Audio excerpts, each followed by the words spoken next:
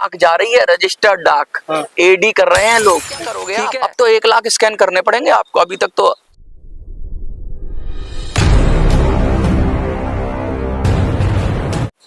लगातार कोशिशें की जा रही थी कई वर्षों से कि बुजुर्गों का जो सम्मान है वो उन्हें मिले। EPF4 EPS 95 की पेंशन बढ़ाई जाए, जो उनका मानदेय है उसको बढ़ाया जाए। इस महीने एक अपडेट निकली है, तमाम अखबारों में, बड़े बड़े अखबारों में वो अपडेट निकली है EPF4 को लेकर, EPS 95 को लेकर। लेकिन इस अपडेट में कितनी सच्चाई है? ये कहा जा रहा है कि जल्द ही EPS 95 की पेंशन जो है वो मानदेय उनका बढ़ाया जाएगा। EPF4 का जो फंड है वो रिलीज किया जाएंगे। लेकिन इसमें कितनी सच्चाई है, इस सब मुद्दे पर बातचीत करने के लिए मेरे साथ आज फिर एक साथ मौजूद हैं मनोज स्वराजी। मनोज साहब, अपडेट आपने भी सुन लिया होगा, जिस तरह से बड़े बड़े जो अखबार हैं उनमें भी छपा हुआ है कि EPF4 जो है वो फंड रिलीज करने वाला है EPS 95 के। देखिए पत्रकार महोदय, जानकारी आपने ही मुझे दी है, क्योंकि इस समय तो मैं पूरी तरीके से इस बात पे अडिग हूँ कि किस तरीके से बुजुर्गों की बात की जाए। जब से 11 लाख की चेतावनी हम लोगों ने दी है और लगातार तब से ये खबरें आ रही हैं, अपुष्ट खबरें हैं, मैं इनको नहीं मानता। जब तक कि हाथ कंगन को आरसी का, पढ़े लिखे को फारसी का, जब तक कि ये सामने ना दिखे, सामने पता ना चले, तब तक मैं इस चीज को नहीं मानता। मैं कहता हूं अब हम किसी वादे पे, किसी चीज पे, क्योंकि ये आंदोलन बढ़ रहा है। अब जब आंदोलन बढ़ रहा है तो लोग ज्यादा से ज्यादा लोग देख रहे हैं, ज्यादा से लोग जुड़ रहे हैं और ज्यादा लोग आवाज उठा रहे हैं। आपको पता है लाखों लोग पीएमओ को लेटर लिख रहे हैं, लाखों लोग। और बुजुर्ग जिनके पास फोन नहीं है वो भी चिट्ठी लिख रहे हैं, वो पूछ रहे हैं पीएमओ से। अब एक बुजुर्ग आदमी को आपने खड़ा कर दिया पूछने के लिए, वो पीएम से पूछ रहा है मेरे सवाल का जवाब दो। कुछ लोग डरे हुए हैं, लेकिन अब लोगों का डर निकल रहा है, उन्हें डर नहीं है। क्या कर लोगे? जवाब मिल रहा है, जवाब मिलेगा। में बताइए ना, जवाब मिल रहा है। आप बताओ, आज सुबह पीएमओ की एक कोई डिपार्टमेंट है, वहां से मेरे पास फोन आया, कह रहे हैं आपको क्या परेशानी है, आपकी एक ग्रीवियंस है। ग्रीवियंस क्या थी अरुण जी? ग्रीवियंस ये थी कि हमने एक धरना लगाया 30 जून को। 30 जून को धरना लगाने के बाद हमने एक ज्ञापन दिया। ज्ञापन में प्रधानमंत्री की तरफ से जवाब आया, पीएमओ की तरफ से जवाब आया, लेकिन उस ज्ञापन में बहुत सारे पन्ने लगे हुए थे, लोगों के सिग्नेचर किए हुए पन्ने लगे हुए थे। वो पन्ने करीब 50 के करीब पन्ने थे। जो पीछे फॉर्म थे उसमें से 8 फॉर्म को उस डिपार्टमेंट ने स्कैन किया और बाकी को स्कैन नहीं किया। क्या स्कैनिंग प्रॉब्लम, कोई उनका पीएमओ का स्कैनर खराब हो गया होगा, क्या पता, या उनकी मशीन खराब हो गई होगी, तो उन्होंने कहा। तो एक डिपार्टमेंट जो स्कैन करता है उसके खिलाफ दूसरे डिपार्टमेंट ने शिकायत कर दी कि भाई तुम हमें ये कागज क्यों भेज रहे हो, स्कैन करके ऑनलाइन भेजो, क्योंकि हम तो ऑनलाइन काम करेंगे। तो पीएमओ से फोन आता है कि आपने शिकायत करी है। भैया मैंने शिकायत नहीं की। पीएमओ में 2 डिपार्टमेंट है, एक स्कैनिंग करता है डॉक्यूमेंट की, उन्होंने स्कैनिंग नहीं किया, दूसरे डिपार्टमेंट ने शिकायत लगा दी। तो पीएमओ खुद पीएम के पास अपनी शिकायत कर रहा है। ये हाल हो चुका है डिपार्टमेंट का। और पीएमओ को अब क्या करोगे आप? अब तो 1 लाख स्कैन करने पड़ेंगे आपको। अभी तक तो 50 के करीब लोगों ने फॉर्म दिया था। 11 लाख की चेतावनी है। सारी मशीनें फेल हो जाएंगी। अमेरिका, रूस, जापान, चाइना, इंडोनेशिया और फिलीपींस, यहाँ से मशीनें बुलानी पड़ेगी स्कैन करने के लिए, क्योंकि ये जनता खड़ी हो गई है। इनका मैं यही तो दिखाना चाह रहा था कि तुम्हारा सिस्टम ओवरलोडेड हो जाएगा। प्रधानमंत्री कार्यालय की तरफ से कोई रिप्लाई दिया जा रहा है बुजुर्गों को? कोई जवाब? अरे देना पड़ेगा। आखिर कब? रजिस्टर्ड, जब वो पूरे हो जाएंगे? नहीं, जब वो शयन पे लेट जाएंगे तब? रजिस्टर्ड डाक जा रही है, रजिस्टर्ड डाक। एडी कर रहे हैं लोग, ठीक है। उसमें क्या है, जब भी कोई पत्र जाता है, एक ये देखिए, कहीं सिस्टम होना हो पीएमओ में है, काम होगा नहीं होगा इसकी बात नहीं है, लेकिन जवाब तो देना पड़ेगा। और जवाब लाखों लोगों को का जवाब जब उठ के खड़े होंगे कि तुम झूठ क्यों बोल रहे हो, यार 1000 अगर मिनिमम पेंशन है तो हमारी क्यों नहीं हुई है? अगर हमारी नहीं हुई है तो या तो तुम झूठ बोल रहे हो, या हम झूठ बोल रहे हैं, या बैंक झूठ बोल रहा है। ये बात तो आप भी जानते होंगे, अशोक राउत साहब जो हैं वो 2 बार प्रधानमंत्री मोदी से मिल चुके हैं, जिन्होंने ये बीड़ा उठाया था। तो प्रधानमंत्री कौन से वाले अशोक राउत? कमांडर अशोक राउत साहब, कमांडर अशोक राउत जो ईपीएस वाले? जी बिल्कुल, मैं उनकी अरे उनके बारे में वो उनका अपना मैं वो बात मान रहा हूँ। लेकिन मैं ये पूछ रहा हूँ आपसे, जब वो मोदी साहब से मिले होंगे, मोदी साहब ने उनसे तो कुछ तो कहा होगा। मोदी साहब ने, मैं नहीं कहूंगा मोदी साहब ने क्या कहा। 2 व्यक्तियों के बीच की बात उन्होंने कभी बताई नहीं, हमने कभी सुनी नहीं। उन्होंने जो मंच पे बताया, कान में मोदी साहब ने क्या कहा, ये उनकी और उनकी मोदी साहब की बात है। लेकिन मोदी साहब ने जो भी कहा, वो कहने में मत जाओ। एक्शन क्या हुआ? एक्शन क्या हुआ? कुछ नहीं हुआ। और अब एक्शन इसलिए कुछ नहीं हुआ कि वही तो मैं पूछ रहा हूँ, तब एक्शन नहीं हुआ जब फेस टू फेस मिल लिए। अभी तो एक आदमी मिला ना। तुम आप समझो, लोकतंत्र में सिरों की अहमियत होती है। वो एक आदमी मिला था, मोदी साहब ने कहा था एक आदमी है, चल कोई बात नहीं, आप सेट हो गया एक आदमी, या नहीं भी सेट हुआ, या उसको पुचकार लिया, उसको समझा दिया, एक आदमी को समझा सकते हो, 11 लाख को नहीं समझा सकते। 11 लाख को समझाने के लिए ना 11 लाख आदमी चाहिए, और उनकी समझाओगे क्या? ये समझाओगे, जो भूखा है उसको समझाओगे, तू शाम को खाना दे दूंगा तो समझ जाएगा, कल खाना दे दूंगा तो समझ जाएगा, परसों खाना दे दूंगा तो समझ जाएगा, लेकिन भूखे पेट वाले को आप समझाओगे कि पेपरों से उसको समझाओगे? राउत साहब तो भूखे नहीं है ना, उनको तो पेंशन आती है 70-80 हजार, भाई सेना से पेंशन है, उनको तो 70-80 हजार आती है। जिसको 800 पेंशन आती है उसको कैसे समझाओगे? वो सवाल कर रहा है। राउत साहब सवाल कर रहे थे, माफ करिएगा बार बार उनका नाम ले रहा हूँ, मैं आपसे हाथ जोड़ के पहले तो क्षमा मांगता हूँ, क्योंकि मैं किसी व्यक्ति पर टिप्पणी नहीं करता, लेकिन मैं कहता हूँ जिनका पेट भरा हुआ है ना, उनको समझाया जा सकता है, वो समझ जाएंगे, उनका स्टेमिना है। लेकिन जो भूखा है ना, वो तो चिल्लाएगा, वो चिल्लाएगा, और वो जब अपने हक के लिए चिल्लाएगा तो हक देना पड़ेगा। हक नहीं दोगे तो तुम हटो, सत्ता खाली करो, सिंहासन खाली करो, कि जनता आती है, खाली करो सिंहासन। कब तक भैया, कब तक मिलेगा वो तो बताइए। पिछले 10-15 अरे इसी लगे पड़े हैं, पिछले 10-15 सालों से इन बुजुर्गों के कई नुमाइंदे आ चुके हैं कि हम आपको हक दिलाएंगे, छाती ठोक के कह रहे हैं कि हम आपको हक दिलाएंगे, हाँ। लेकिन कोई नहीं दिला पा रहा। आज आप खड़े हो गए हैं, क्या गारंटी है कि आप दिलाओगे? मैंने कहा नहीं दिलाऊंगा। हाँ, मैं फिर ऑन कैमरा बोल रहा हूँ, मैं पेंशन नहीं दिलाऊंगा, मैं आपको हक नहीं दिलाऊंगा, मैं आपका मसीहा नहीं हूँ, मैं आपका नेता नहीं हूँ। तो क्यों उन बुजुर्गों को बेवकूफ बना रहे हैं? नहीं, बेवकूफ नहीं बना रहा, उनको खड़ा कर रहा हूँ कि अपना लड़ाई खुद लड़ो, कोई दुनिया में किसी को हक नहीं दिला सकता। अरुण, जब तक आप खड़े नहीं होते हो, अगर आप खड़े हो जाते हो तो दुनिया में कोई आपका हक छीन भी नहीं सकता। अगर एक आदमी भी लड़ जाएगा ना पूरी ताकत से, मतलब आप उनकी उम्मीद बन रहे हो? अरे मैं नहीं उम्मीद, मैं कह रहा हूँ अपनी उम्मीद खुद बनो। आप समझ नहीं रहे हो, आप एक पत्रकार हो, जब तक मैं संकल्पित नहीं हो जाता हूँ अपनी लड़ाई लड़ने को, मेरी लड़ाई कोई नहीं लड़ेगा। देश का जो आदमी कहता है ना कि जैसे चंद्रशेखर आजाद ने कहा था कि जिंदा जिंदा तुम मुझे पकड़ नहीं पाओगे, तो अंग्रेजों के बाप में दम दी थी तो उनको पकड़ पाए। संकल्पित हो जाए हर आदमी देश का, जो अपनी पेंशन के लिए लड़ने के लिए संकल्पित हो जाए, ये मेरी है। डिसेंट्रलाइज हो जाए सारा। मैं आपकी बात से बिल्कुल अग्री करता हूँ, 100% अग्री करता हूँ कि भाई साहब जो भी बात कर रहे हैं उससे मैं बिल्कुल अग्री करता हूँ, सम्मानता रखता हूँ।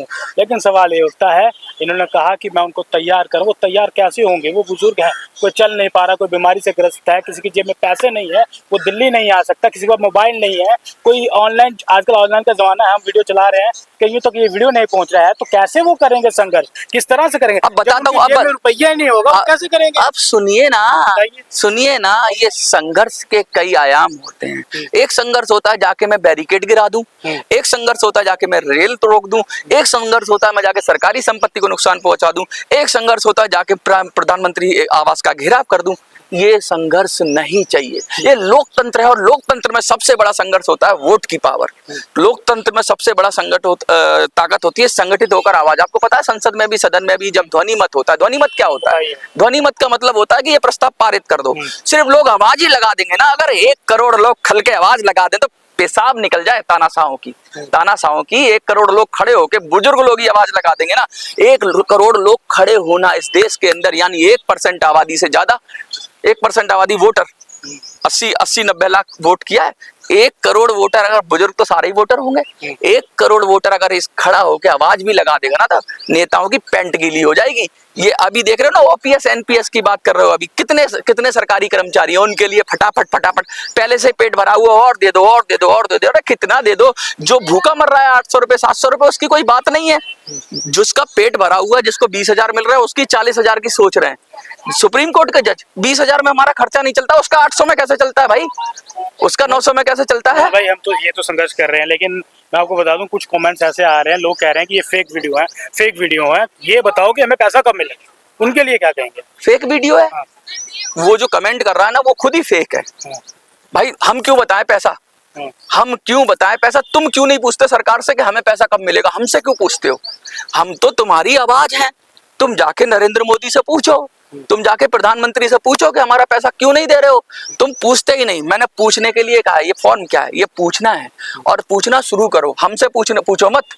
हम तो तुम्हारी वजह से पूछ रहे हैं, और हमारी भी नहीं सुनेंगे। वो सुनेंगे तो सिर्फ देश के वोटर की सुनेंगे, तुम्हारी सुनेंगे। मनोज के वोट की कीमत 1, लेकिन 11 लाख वोट की कीमत जरूर करेंगे। मनोज अगर कहेगा तो मनोज की वोट की कीमत कुछ नहीं है, लेकिन अगर 11 लाख लोग डिसेंट्रलाइज होकर पूछेंगे ना, तो प्रधानमंत्री को पसीना आ जाएगा, पैरों से जमीन खिसक जाएगी, सिंहासन डोलता हुआ दिखेगा, और प्रधानमंत्री तड़प के, चिल्ला के, मर्जी गैर मर्जी करेगा, क्योंकि करना चाहिए। प्रधानमंत्री जी तो बुजुर्ग हैं, उनको तो कम से कम बुजुर्गों की बात सुननी चाहिए। उनको छोड़िए, जो अपने आप को युवा नेता कहते हैं राहुल गांधी, उन्होंने भी एक बार नहीं उन बुजुर्गों की बात उठाई।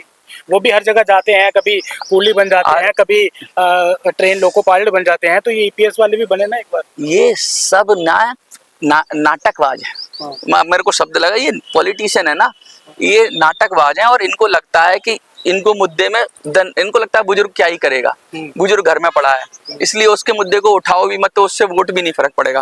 क्योंकि ये समझते हैं कि बुजुर्ग ऑलरेडी जो बूढ़ा हो चुका है ना, वो उसके दिमाग में पार्टियां घर कर जाती हैं। एक बुजुर्ग आदमी कभी स्विच नहीं करता, क्योंकि वो इतना पुराना हो जाता है। जैसे कोई कांग्रेस को वोट दे रहा है तो वो ट्रेडिशनल कांग्रेस का वोटर रहेगा, कोई बीजेपी को दे के आ रहा है तो वो ट्रेडिशनल बीजेपी का वोटर रहेगा। कोई जिस पार्टी को दे रहा है ना, वो बुजुर्ग हो गया, पूरी जिंदगी वो वोट देता रहा तो वो उसी को देगा। तो इनके दिमाग में ये है कि बुजुर्गों को तो हटने वाले नहीं है, पार्टी को चाहे इनके साथ कुछ भी कर लो, ये अपना वोट स्विच नहीं करेंगे। और जाएंगे भी कहाँ, बीजेपी से जाएंगे तो कांग्रेस में, कांग्रेस से जाएंगे तो बीजेपी में, इनके पास कोई ऑप्शन ही नहीं है। तो इसलिए इनकी बात सुनो ही मत। बुजुर्गों के पास भी कौन सा ऑप्शन है? दो ही ऑप्शन है, एक तो जंतर मंतर, एक रामलीला मैदान। वहीं जाके वो नहीं, जब डंडे भरते हैं तो भाग जाते हैं। कितने बुजुर्ग आते हैं यहाँ पे जंतर मंतर में? 100, 150, रामलीला मैदान में 2000, 2500, उससे क्या तुम जीत जाओगे? लेकिन हाँ, हमने बुलाना नहीं है बुजुर्गों को, हमने कहना है कि तुम अपने पत्र की ताकत दिखाओ, कागज का जवाब कागज से दो, कागज की भाषा को कागज से मारो, वोट की भाषा से मारो, चोट की भाषा से मारो। मारा ना अभी बुजुर्गों ने, लग रहा है इन्होंने, कोई कहता है कि अग्निवीर की वजह से हुआ, कांग्रेस उसको मोदी जी को पसीने छूट रहे हैं ना, अभी 10% रिजर्वेशन कर दिया।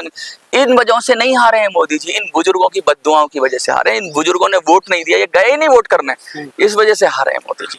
लेकिन ये अभी तक उनको समझ में नहीं आ रहा, और इनको समझाने का एक ही तरीका है कि एक अगर पत्र जाता है प्रधानमंत्री कार्यालय पे तो हर पत्र का जवाब दिया जाएगा, क्योंकि दिया जाता है, प्रोसेस है। तो क्या लगता है आपको कि सरकार को सभी मुद्दे छोड़ के केवल सबसे पहले इसी मुद्दे को चिन्हित करके उठाना चाहिए? बिल्कुल। इस देश में सबसे पहले रोटी आप किसको खिलाते हो? अपने घर में रोटी बनती है, किस बाप को, बुजुर्गों को खिलाते हो। इस देश में की कमाई में पहला हक किसका होना चाहिए? बुजुर्गों का है।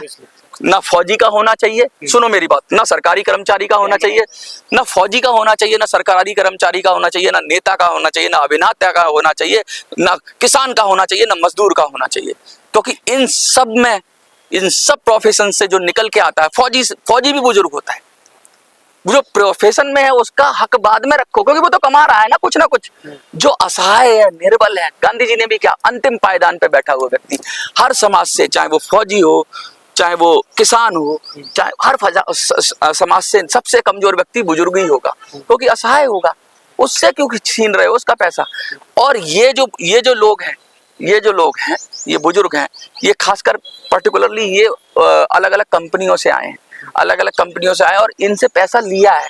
ये कोई खैरात नहीं मांग रहे हैं, ये तुमसे खैरात नहीं मांग रहे हैं, ये अपना पैसा मांग रहे हैं। और भैया उनका पैसा उनको दो, तुम क्यों उस पे कुंडली मार के बैठे हुए हो? तुम कह रहे हो कि घाटे में जवानों से तुम पैसा काट के ले रहे हो, बुजुर्गों को देने को मना कर रहे हो। आज मैं आपको बताऊं, एक व्यक्ति ने पूछा, मनोज भाई मेरी सर्विस को 5 साल बचे हुए हैं, मेरा पैसा कट रहा है ईपीएफओ में। आपकी वीडियो सुनी तो मेरे को दिमाग से एकदम अंधेरा आ गया। मुझे ऐसा लगा क्या मैं पीएमओ को लेटर भेज सकता हूँ?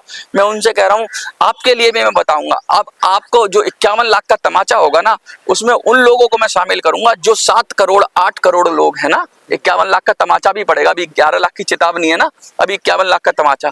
तो उन 7 करोड़ 8 करोड़ लोगों को वो पैसे का हिसाब मांगेंगे कि तुम उन बुजुर्गों को ही पेंशन नहीं दे रहे हो तो हमसे पैसा क्यों ले रहे हो? हमारे पैसे का भी हिसाब दो, हमें भी गारंटी दो। जैसे तुम ओपीएस की गारंटी दे रहे हो ना, वैसे हमें भी गारंटी दो। इसलिए अब 51 लाख का तमाचा तैयार है, हम रुकेंगे नहीं, हम झुकेंगे नहीं, और हम बराबर आवाज उठाते रहेंगे। और जो डर रहे हैं, जो फॉर्म नहीं भर रहे हैं, उनसे कहना चाहूंगा आपकी पेंशन कितनी भी आती हो, 3000, 2500, 2000, 5000 मांगो, वो कम है, आपके खर्चे लायक नहीं है। अगर 3000 भी आ रही है तो उससे आपका खर्चा नहीं चलेगा। आप खड़े हो जाओ, फॉर्म भरो, फॉर्म किसी से ले लो और अपनी लड़ाई लड़ना सीख जाओ, क्योंकि कोई नहीं आएगा, कोई जर्नल, कोई कर्नल, कोई हवलदार, कोई पुलिस वाला, कोई नेता आपको बचाने नहीं आएगा। आपको अपनी लड़ाई खुद लड़नी पड़ेगी। मैं बार बार कह रहा हूं, अगर आपने अपनी लड़ाई लड़ ली, एक बार आपने संकल्प करके अपनी लड़ाई लड़ ली, तरीका मैं बता दूंगा लड़ना आपको। अगर आपने लड़ ली तो कोई आपकी पेंशन को रोक भी नहीं सकता, चैलेंज कर रहा हूं। और आपने किसी दूसरे पे भरोसे रहे, मनोज के भरोसे रहे, किसी जर्नल कर्नल और उसके भरोसे रहे, तो आपका कुछ नहीं होने वाला। इसलिए अपना संबल, अपना सहारा खुद बनो। जैसे परिवार पाला, कंपनी पाली, कंपनी को बचाया, वैसे अपने आप को बचाओ। यही मेरा संदेश है। कुछ बुद्धिजीवियों को क्या कहना चाहते हैं? कुछ बुद्धिजीवी हैं जो बहुत भयंकर से कमेंट्स करते हैं, उनके लिए क्या कहना चाहते हैं? देखिए अब शब्द तो वो कहते हैं ना, कुकुर, कुकुर शब्द कहूंगा। कुकुर भौंकते रहते हैं, हाथी चलता रहता है। तो चलते रहो, ये दुनिया है, इसमें तमाम तरह के लोग आते हैं, वो भौंकते हैं, भौंकने दो। हम उनके पीछे पलट के थोड़ी ना जाएंगे, हम अपना समय वेस्ट क्यों करें? अरे हम पर कमेंट करने से अच्छा खुद कुछ काम कर लो भाई। हम पर कमेंट करके हमारे को तो सुधार नहीं पाओगे, हम तो बिगड़े हुए हैं, हम तो ऐसे ही रहेंगे, हम तो ऐसी ही बात करेंगे। तुमको कुछ करना है तो जाके अपने घर पे कुछ कर लो, अपना टाइम क्यों वेस्ट कर रहे हो हमारे पास आके, हमें क्यों देख रहे हो, हमें ऐसे ही छोड़ दो हमारे हाल पे, तुम अपना काम करो यार। उनको मैं ये कहना चाहूँ। बहुत बहुत शुक्रिया हमसे बातचीत करने के लिए। और जिस तरह से मनोज भाई ने कहा कि आपको कोई हक दिलाने नहीं आएगा, कोई आपका रसूखदार नहीं बनेगा जब तक आप खुद नहीं उठेंगे, खुद नहीं चलेंगे, खुद आप प्रधानमंत्री जी से नहीं पूछेंगे कि हमारा हक जो है वो हमें कब मिलेगा। बाकी आपको क्या लगता है, आप अपनी राय कमेंट बॉक्स में रखना मत भूलिएगा। ज़रूर अपनी राय कमेंट बॉक्स में रखिएगा और देखते रहिए द पीपल बॉक्स।